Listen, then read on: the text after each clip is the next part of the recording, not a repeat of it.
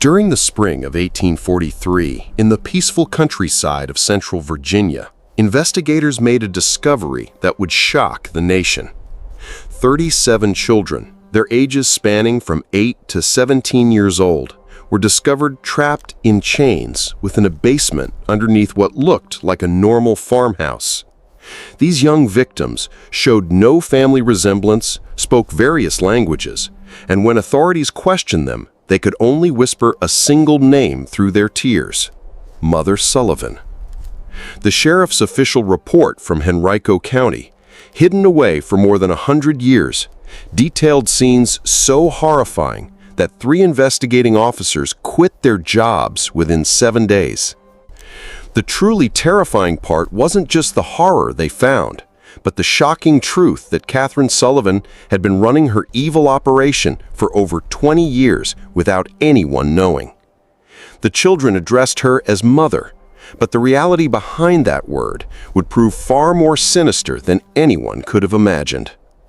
But wait, there's something I need to tell you right now. This content isn't meant for everyone, only for those brave enough to face the darkest stories from America's past. If you're still watching, you're different from most people. You understand that some truths are too important to ignore, no matter how disturbing they are. So smash that like button if you're ready for this journey. And drop a comment telling me which state you're watching from. Are you brave enough to hear stories like this from your own area? The question that haunted investigators back then and still puzzles historians today is simple. How could such a massive criminal operation stay hidden for so long in a tight-knit rural community? The Virginia of 1843 was a place trapped between 2 different worlds. The traditional plantation system still controlled social life, while rumors of industrial change drifted south from the northern states. In this setting, the small farming town of Millbrook, home to about 50 families scattered across the gentle hills of Henrico County, represented the typical American rural community of that time. Most people grew tobacco or corn, shopped at Henderson's General Store, and met for community events at the single-room schoolhouse that also served as their meeting hall. The Sullivan property sat at the edge of this community, a simple 2-story wooden farmhouse surrounded by almost 200 acres of excellent farming land. To any traveler walking along the dirt road connecting Millbrook to Richmond, the Sullivan farm looked completely ordinary. The house itself, constructed in the Federal style popular during the 18-teens, featured white-painted wooden siding and a porch that wrapped around the building, typical of Virginia homes. A red barn stood 60 yards behind the house, with a chicken coop and smokehouse completing the standard farm layout. What made the Sullivan property special couldn't be seen from the road. Ezra Sullivan, who had bought the land in 1809 using money inherited from his father's tobacco wealth, had spent considerable time and effort expanding the house's basement. While most Virginia homes of that era had simple root cellars, the Sullivan basement stretched far beyond the size of the house above it. Local workers remembered being hired for different digging projects throughout the 18-teens and 1820s, though none had seen the finished work. Ezra paid well and in cash, asking only that the workers focus on their specific jobs rather than the whole project. Catherine Sullivan, Ezra's wife, had come to Millbrook in 1811 as a 22-year-old bride. Neighbors remembered her as an attractive woman with dark hair and an unusually gentle voice. She dressed plainly but neatly, attended Methodist church services when her health allowed, and had a reputation for helping others. When people asked about contributing to community causes, Catherine would always explain that she and Ezra were already caring for several orphan children from her family back in Pennsylvania. The arrangement, she said, was temporary, just until proper permanent homes could be found. This explanation satisfied the community's curiosity about the occasional glimpses of children around the Sullivan property. Mrs. Henderson at the general store would sometimes see a young face looking out from the Sullivan wagon when Catherine came to town for supplies. The children never spoke, but Catherine would explain that they were shy, traumatized by losing their parents, and needed time to adjust to their new situation. The community, familiar with the tragedy of orphan children in an era of high death rates, accepted these explanations without question. Thomas Henderson, who owned the general store, later remembered that Catherine Sullivan was one of his most dependable customers. Every 2 weeks, she would arrive with a detailed list and enough cash to buy large quantities of basic food items: flour, cornmeal, salt, pork, molasses, and other necessities. The amount seemed large for a couple without children, but when Thomas mentioned this, Catherine would remind him about the orphaned children. She also bought unusual amounts of basic medicines, explaining that children from poor backgrounds often arrived with various health problems that needed treatment. Here's where things get really strange. The Sullivan farm operated on a schedule that confused some neighbors. While most farming families woke at sunrise and worked until sunset, activity at the Sullivan property often continued well into the night. Lights could be seen in the farmhouse windows at strange hours, and the sound of hammering or construction work sometimes echoed across the fields during the nighttime. When asked about these activities, Ezra would explain that he was making improvements to accommodate the growing number of children in their care. Dr. Marcus Whitfield, the traveling doctor who served the Millbrook area, remembered being called to the Sullivan farm on several occasions during the 1820s and early 1830s. Each time he was told that one of the orphaned children had become ill and needed medical attention. However, Dr. Whitfield was never allowed to examine the children directly. Instead, Catherine would describe the symptoms and request specific medications. When the doctor insisted on seeing his patients, Catherine would explain that the children were too frightened of strangers, too traumatized by their experiences to allow examination by unfamiliar men. The deception was so complete that even the local pastor, Reverend Samuel Matthews, believed in the Sullivan family's charitable work. During his occasional visits to the farm, Reverend Matthews would praise Catherine and Ezra for their Christian compassion in caring for so many unfortunate children. He offered to help find permanent homes for the orphans, but Catherine would always explain that she was already writing letters to relatives in Pennsylvania who would eventually take the children. The process, she assured him, simply required patience and careful planning. What none of the community members realized was that Catherine Sullivan had been perfecting her lies for over 2 decades. The orphaned children were not temporary residents waiting for placement with loving families. They were prisoners, bought, kidnapped, or tricked away from their families across multiple states, held in conditions that would make hardened criminals cry with horror. But here's the part that will give you chills. The discovery that would expose the Sullivan family's horrific secrets began with a series of seemingly unrelated events in the early months of 1843. February had been unusually harsh, with temperatures dropping well below freezing for weeks at a time. The bitter cold that gripped Virginia that winter would prove to be both a blessing and a curse for the 37 children trapped beneath the Sullivan farmhouse. On February 23, 1843, a traveling merchant named Jacob Stern was making his way from Richmond to Charlottesville when a violent snowstorm forced him to seek shelter. The Sullivan farm, being the closest building visible from the road, seemed like a natural choice for emergency shelter. Ezra Sullivan, despite his obvious reluctance, could hardly refuse hospitality to a stranded traveler during such dangerous weather. Stern later described the evening as uncomfortably tense. Catherine Sullivan served a simple meal of cornbread and salt pork, but conversation was awkward and strained. The Sullivans seemed nervous, constantly looking at each other and jumping at every sound. When Stern asked about the children he had been told lived on the farm, Catherine explained that they were all sleeping and mustn't be disturbed. The children, she said, had been sick with fever and needed their rest. What disturbed Stern most was the sound. Throughout the night, as he lay on a makeshift bed in the Sullivan parlor, he could hear what sounded like muffled crying coming from beneath the floor. When he mentioned this to Ezra the next morning, Sullivan claimed it was probably just wind whistling through gaps in the foundation. The sound was common in old houses, especially during cold weather.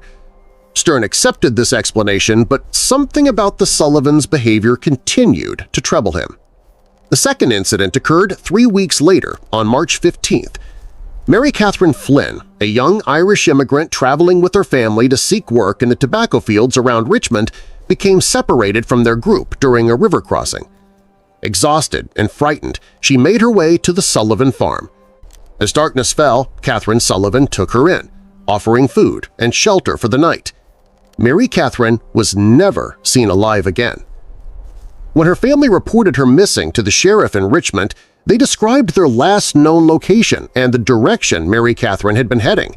A search party was organized, but the vast expanses of wilderness Virginia made it nearly impossible to find a single missing person.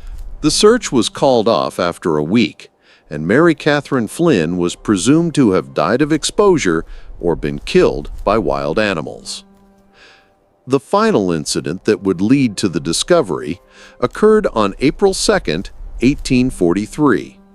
A local farmer named William Hutchinson was hunting rabbits in the woods that bordered the Sullivan property when he heard something that stopped him cold. From somewhere near the Sullivan farmhouse came the sound of children screaming. Not the ordinary cries of youngsters at play, but raw, desperate shrieks of pure terror.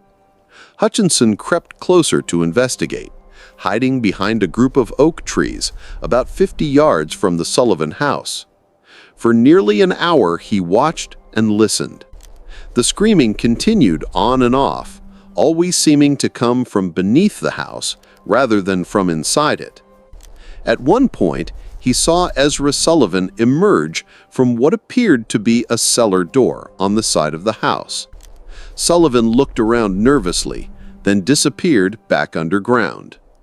When Hutchinson reported what he had witnessed to his neighbors, opinions were divided. Some suggested that the orphaned children might be more troubled than the Sullivans had indicated, perhaps requiring discipline or medical treatment that could be distressing. Others, however, began to remember odd details that hadn't seemed important before.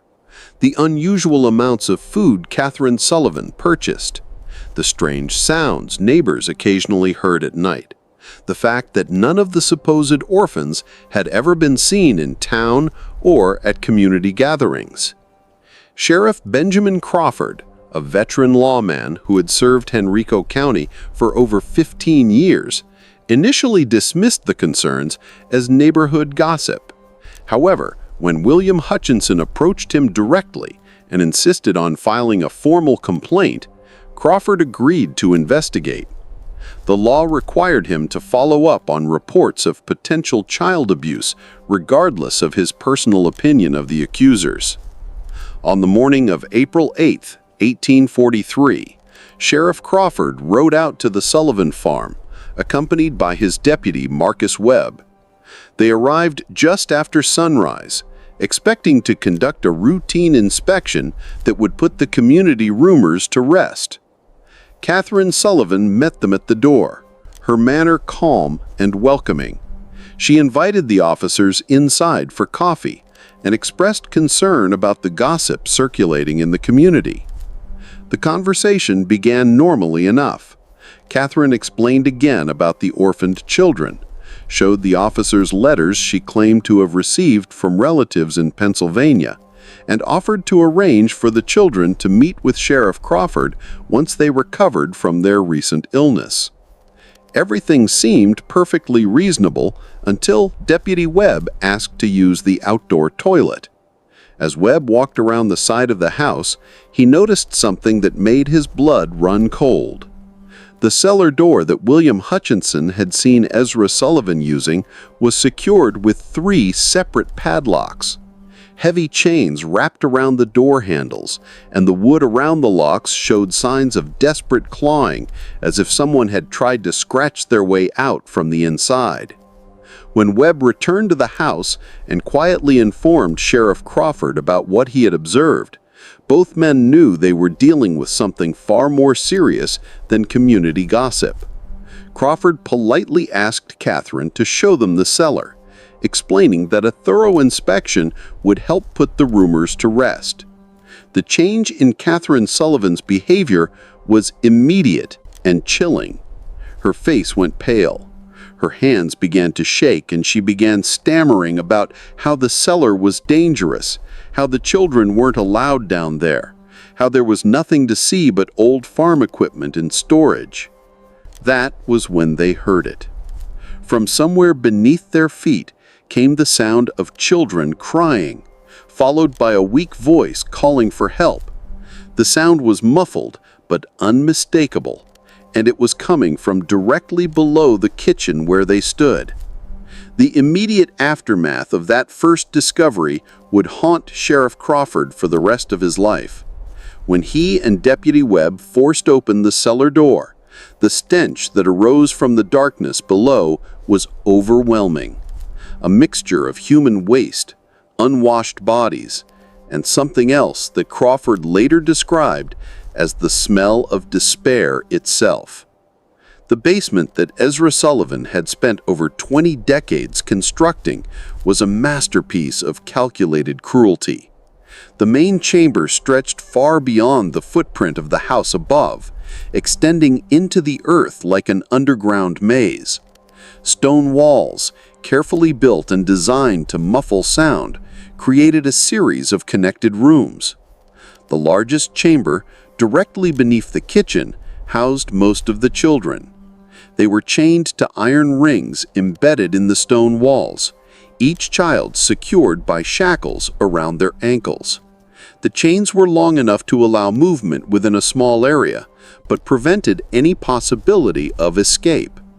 The children ranged in age from approximately 8 to 17 years old. They were severely underweight. Their clothes reduced to rags, their bodies bearing the marks of prolonged neglect and abuse. Many showed signs of illness, fever, breathing problems, and skin conditions that came from living in the damp, unventilated underground space. What struck both officers most forcefully was the silence. After the initial cries for help, the children said nothing. They simply stared at the newcomers with eyes that held no hope, no expectation of rescue. Deputy Webb, a father of 4, had to leave the basement twice to vomit. Sheriff Crawford, despite his years of law enforcement experience, found himself unable to process the full scope of what he was seeing. The methodical nature of the imprisonment, the evidence of long-term planning, the sheer number of victims, it was beyond anything in his experience or imagination. In the smaller chambers, Crawford and Webb found evidence of the Sullivan system of control. One room contained stocks and restraining devices for punishment. Another held what appeared to be a primitive medical area where the children were treated for injuries and illnesses, not out of compassion, but to keep them alive and functional. A third room contained detailed records that would prove crucial to the investigation: names, ages, dates of arrival, and notes about each child's condition and behavior. The record showed the scope of the Sullivan operation. Children had been arriving at the farm regularly since 1812, shortly after Catherine Sullivan came to Millbrook. The sources varied. Some were orphans purchased from overwhelmed poorhouses, others were runaways lured by promises of food and shelter, and still others appeared to have been simply kidnapped from their families. The record showed that over the years more than 90 children had passed through the Sullivan basement. The obvious question, what had happened to the others, was answered in the most horrifying way possible. In a separate chamber, reached through a narrow passage that required crawling, Crawford and Webb found the remains of at least 36 children. Some appeared to have died from illness or malnutrition. Others showed signs of violence. All had been buried in shallow graves beneath the basement floor, their bodies covered with lime to control odor and decay. The investigation that followed the initial discovery would continue for months as authorities struggled to understand how such a massive criminal enterprise that operated undetected for over 20 decades. The answer lay in Catherine Sullivan's genius for deception and her understanding of human psychology. She had created a persona that was almost perfectly designed to avoid suspicion in a rural 1840s community. The character of the charitable woman caring for orphaned children appealed to the community's Christian values while explaining away any unusual aspects of the Sullivan household. The story of traumatized children who were too frightened to interact with strangers provided a ready excuse for why the supposed orphans were never seen in public. The claim that permanent homes were being arranged with distant relatives explained why the children never seemed to leave the farm. Even more cleverly, Catherine had created multiple layers of protection for her operation. The children were taught to call her Mother, ensuring that if anyone ever overheard them, it would seem like a natural family relationship. The few times children had been glimpsed by outsiders, they had been carefully coached to remain silent and appear shy rather than terrified. The substantial food purchases were explained by the presence of multiple children, while the medical supplies were justified by the supposed poor health of orphaned youngsters. The physical setup of the operation was equally well planned. The basement construction had been spread over many years, with different workers handling different aspects of the project. No single craftsman had seen the complete layout or understood the true purpose of the modifications. The soundproofing was effective enough that even close neighbors rarely heard anything suspicious.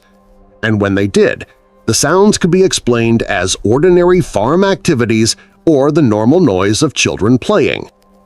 Perhaps most disturbing was the psychological control system that Catherine had developed. The children were told that they had been abandoned by their families, that no one was looking for them, and that the outside world was dangerous and hostile. Those who behaved properly were given slightly better food and living conditions. Those who caused trouble were subjected to punishments that served as examples to the others. Over time, most of the children accepted their captivity as simply the way their lives were meant to be. The community's reaction to the discovery was one of complete shock and disbelief. Many residents initially refused to believe that Catherine Sullivan, the quiet woman who had lived among them for over 20 years, could be capable of such monstrous acts. Some suggested that she must have been forced by her husband, or that the whole situation was somehow a misunderstanding.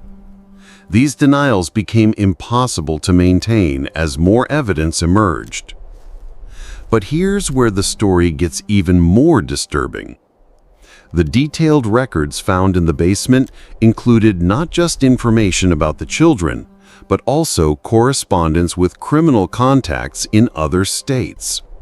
Catherine Sullivan had been part of a network that trafficked in children, buying and selling young victims across state lines.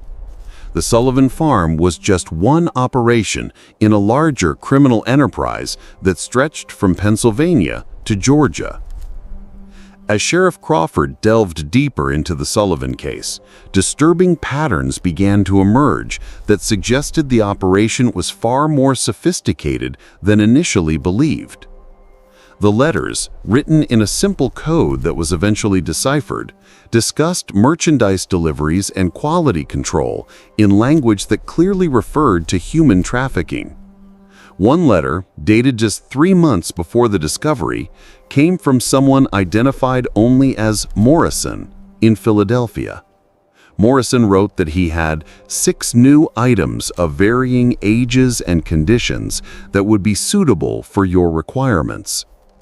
The letter included detailed descriptions of the children, their approximate ages, and their physical conditions. Most disturbingly, it included notes about their temperaments, which children were compliant and which might require additional training. The financial records painted an even more horrifying picture. Catherine Sullivan had been paying between $50 and $200 per child, depending on age and condition. She had also been receiving payments from other locations, suggesting that the Sullivan farm served as both a destination and a distribution point for trafficked children. The total amount of money involved was staggering for the time period. Over $8,000 in transactions over 2 decades, equivalent to several $100,000 in modern currency. Dr. Marcus Whitfield, the traveling physician who had been called to the Sullivan farm on several occasions, became a key witness as the investigation expanded. Under questioning, he revealed that Catherine Sullivan had always been unusually specific about the medications she requested. She had detailed knowledge of treating malnutrition, respiratory infections, and other conditions common in severely neglected children. She had also asked for sedatives and other drugs that could be used to control difficult prisoners. The doctor's testimony led to another chilling realization. Catherine Sullivan had been systematically studying how to keep large numbers of children alive under extreme deprivation. The medical supplies she purchased, the questions she asked, even the layout of the basement, everything was designed to maximize the survival rate of her prisoners while minimizing the resources required to maintain them. Local businessman Thomas Henderson provided additional pieces of the puzzle. A review of his sales records showed that Catherine Sullivan had been purchasing increasing quantities of basic supplies over the years.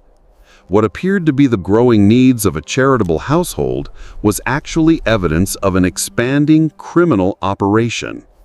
Henderson also remembered specific requests for items that seemed unusual at the time: extra blankets, large quantities of children's clothing, and bulk purchases of simple medicines. The investigation also revealed the role of Ezra Sullivan in the operation. While Catherine appeared to be the mastermind, Ezra was responsible for the physical maintenance of the prison and the handling of the children. Several of the surviving victims, when they were finally able to speak, described him as the enforcer who carried out punishments and maintained discipline. His construction work on the basement hadn't been just expansion. It had been constant refinement of a system designed to hold human beings in captivity.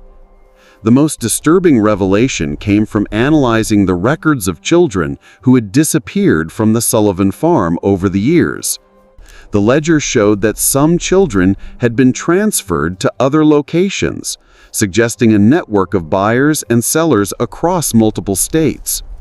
Others had been marked as unsuitable or problematic, entries that corresponded with the remains found in the basement burial chamber.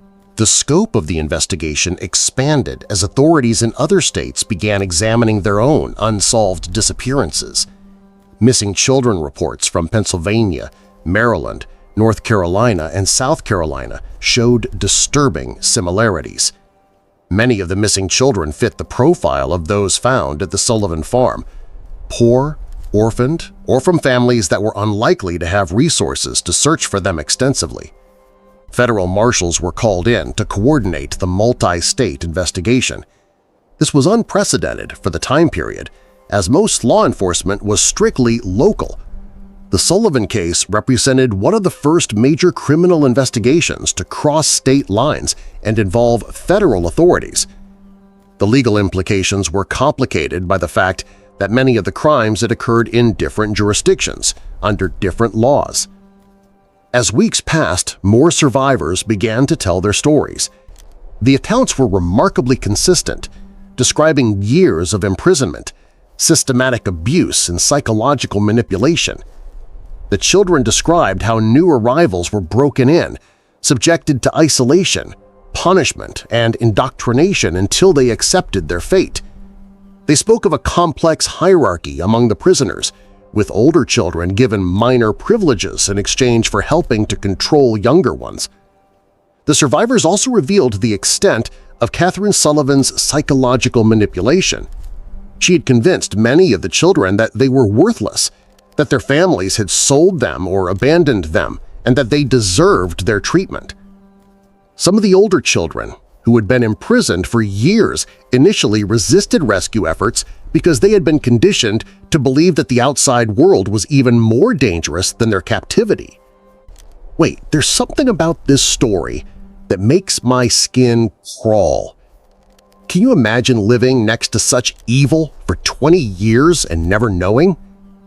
Share this video with someone who needs to hear this story, and let me know in the comments if you think there were warning signs the community missed.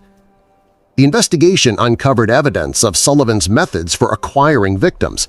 She had developed relationships with corrupt officials at poorhouses and orphanages who would provide children in exchange for payments. She had also cultivated contacts among criminal elements in major cities who could identify vulnerable children, runaways, street orphans, and others who wouldn't be missed immediately. Perhaps most chillingly, the record showed that the Sullivan operation had been expanding in recent years. The number of children being held had increased, and there were plans in the correspondence for establishing similar facilities in other locations. The discovery at the Sullivan farm had apparently interrupted a criminal enterprise that was on the verge of becoming a much larger operation. The breakthrough that would lead to the complete exposure of the Sullivan network came from an unexpected source. Among the surviving children was a girl named Rebecca, approximately 14 years old, who had been held longer than any of the others. Unlike the other children who had been broken by their ordeal, Rebecca had maintained a spark of defiance and an extraordinary memory for details. Rebecca had been kidnapped from her family's farm in Pennsylvania in 1838 when she was just 9 years old. She remembered everything about her capture, how a woman claiming to be a distant relative had arrived at their farm, how she had been lured away with promises of sweets and a ride to town, how she had awakened chained in the Sullivan basement. More importantly, she remembered every conversation she had overheard between Catherine Sullivan and the various visitors who had come to the farm over the years. Rebecca's testimony revealed that the Sullivan operation was just part of a much larger network. She had heard Catherine discussing other farms, other locations where children were being held. She remembered names, dates, and details about shipments of children being moved between different facilities. Her information provided law enforcement with their first comprehensive picture of the scope of the criminal enterprise. The most significant revelation came when Rebecca described a visit that had occurred just 2 weeks before the discovery. A well-dressed man had arrived at the farm in an expensive carriage, accompanied by 2 other men. Rebecca had been selected, along with 3 other children, to be inspected by the visitors. The man had examined them carefully, checking their teeth, their muscle tone, and their general health like a buyer evaluating livestock. The visitor had ultimately decided not to purchase any of the children, complaining that they were too damaged for his purposes. However, he had left behind a letter containing detailed specifications for the type of children he wanted to purchase. The letter, which was found among Catherine Sullivan's papers, described requirements for children of specific ages, physical characteristics, and temperaments. The language was cold and businesslike, discussing human beings as commodities to be bought and sold. The letter was signed H. Blackwood and included a return address in Charleston, South Carolina. When authorities investigated, they discovered that Henry Blackwood was a wealthy plantation owner who had been purchasing children for years, ostensibly as household servants, but actually for purposes that the investigation would reveal to be even more sinister than the Sullivan operation. The Blackwood connection opened up an entirely new dimension of the case. Southern plantation owners, it appeared, had been using the child trafficking network to acquire workers who would be completely under their control. Unlike enslaved people who had some legal protections and whose disappearance might be noticed, trafficked children could be worked to death with no legal consequences. They had no families to search for them, no legal status to protect them, and no hope of escape. The investigation of the Blackwood connection revealed that several other prominent Southern families had been involved in similar purchases. The children were being used not just as laborers, but as subjects for medical experiments, as targets for violent entertainment, and for purposes that the investigators found too disturbing to document fully in their official reports. As the scope of the criminal network became clear, the investigation faced increasing resistance from powerful interests. Several of the families involved in purchasing children had significant political connections and substantial resources to protect themselves. Threats began to be made against investigators, witnesses, and even the surviving children. Sheriff Crawford received anonymous letters warning him to drop the investigation. Deputy Webb was attacked by unknown assailants while walking home from work. Dr. Whitfield found his medical practice suddenly boycotted by several prominent patients. The pressure was clearly designed to intimidate law enforcement and prevent the full extent of the network from being exposed. The situation became even more dangerous when one of the surviving children, a boy named Timothy, who had been providing crucial testimony, disappeared from the temporary shelter where he was being housed. A search was conducted, but Timothy was never found. The message was clear. Those who cooperated with the investigation would face severe consequences. Despite the intimidation, the investigation continued. Federal marshals provided additional security for key witnesses and investigators. The surviving children were moved to more secure locations, and armed guards were posted at the Sullivan farm to protect the physical evidence. The case had become a test of whether the American legal system could function when confronted with crimes involving wealthy and powerful perpetrators. The pressure reached its peak when Catherine Sullivan herself was found dead in her jail cell.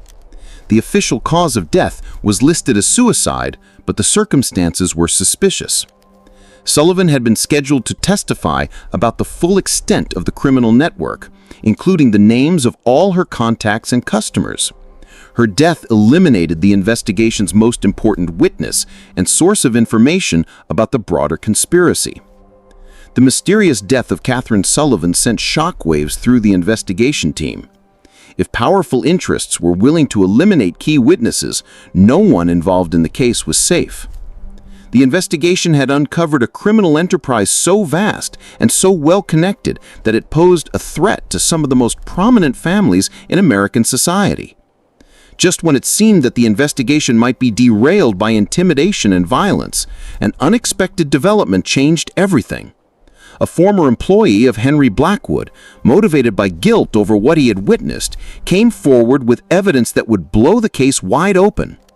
The employee, a man named Samuel Pierce, had worked as an overseer on the Blackwood plantation and had detailed knowledge of the children who had been purchased from the Sullivan network. Pierce brought with him documents that proved the connection between the Sullivan operation and the Southern buyers. More importantly, he had witnessed the fate of many of the children who had been sold to plantation owners. His testimony would provide the final pieces of the puzzle and expose the full horror of what had been happening to America's most vulnerable children. Samuel Pierce's testimony before the federal grand jury in Richmond would go down as one of the most disturbing accounts in American legal history. Pierce, a man in his 40s with weathered hands and haunted eyes, had worked for Henry Blackwood for over a decade. What he had seen on the Blackwood plantation and what he revealed about the fate of the Sullivan children shocked even the seasoned investigators who had thought they understood the scope of the criminal enterprise. Pierce described how the Blackwood plantation operated two separate systems. The main plantation used enslaved labor for cotton production, operating under the typical, though brutal, economic model of Southern agriculture. However, Blackwood had also established what Pierce called the experimental quarters, a separate facility where the trafficked children were held for purposes that had nothing to do with agricultural production. The children purchased from the Sullivan network were used as subjects for medical experiments that Blackwood conducted with several associates, including 2 physicians from Charleston Medical College. The experiments were designed to test the limits of human endurance, to study the effects of various drugs and treatments, and to satisfy the scientific curiosity of men who viewed the children as laboratory animals rather than human beings. Pierce's most damning testimony concerned the detailed records that Blackwood maintained of these experiments. The plantation owner had documented everything: the children's reactions to different treatments, their survival rates under various conditions, and the progression of diseases that were deliberately introduced to study their effects. The records showed that Blackwood and his associates had been conducting systematic torture disguised as medical research. The testimony revealed that at least 37 children from the Sullivan network had been sold to Blackwood over the years. Of these, only 4 had survived long enough to be transferred to other buyers. The rest had died as a result of the experiments, malnutrition, or the brutal working conditions in the experimental quarters. Their bodies had been buried in unmarked graves in a remote section of the plantation. Pierce also provided information about the broader network of buyers. He had been present at meetings where Blackwood discussed purchases with other plantation owners, wealthy businessmen, and even some politicians. The conversations he overheard revealed that the trafficking network extended far beyond what investigators had imagined.